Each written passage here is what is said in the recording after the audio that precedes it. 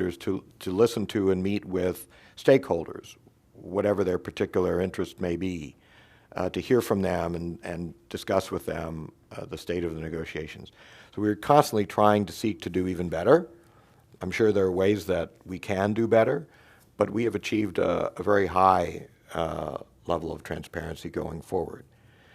There is an aspect of trade negotiations, as there is for any other negotiation of which I'm aware, where to build the kind of trust, to seek the best agreement for Americans, to create the greatest number of jobs, to create the strongest possible rules, there is there needs to be a bond of trust between negotiators. And so in those informal conversations, there is the importance of having that direct dialogue. Around that, there is an enormous amount of transparency in conversations, both formal and informal, with members of Congress and with our stakeholder communities. So that members of Congress who have suggested that they have been kept in the dark about the aspects of, well, whatever chapter or the other, it's really not exactly true, and they may be perhaps misquoted in the press, but am I correct that all members of Congress have the ability to have access to the text of the agreement at essentially any time in the process?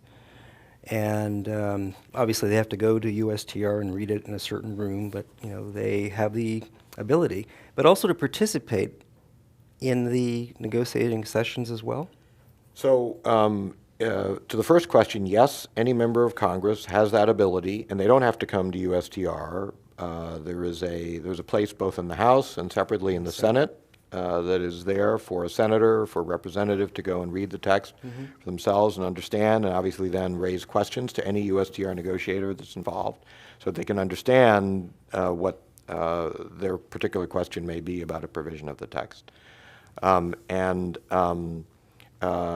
The members are sometimes come to negotiating sessions. They are not negotiators for the United States, but there are always substantial briefings held by senior officials for any representative or any representative staff who may come to a negotiating site, like as will be the case in the coming days in the TPP negotiations. Now, for many years, you were the senior trade counsel in the House Ways and Means Committee, and you were dealing with the administration.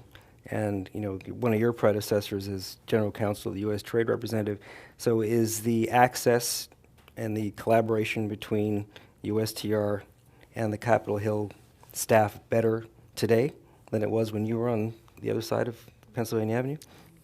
So I think it is, because we've gone to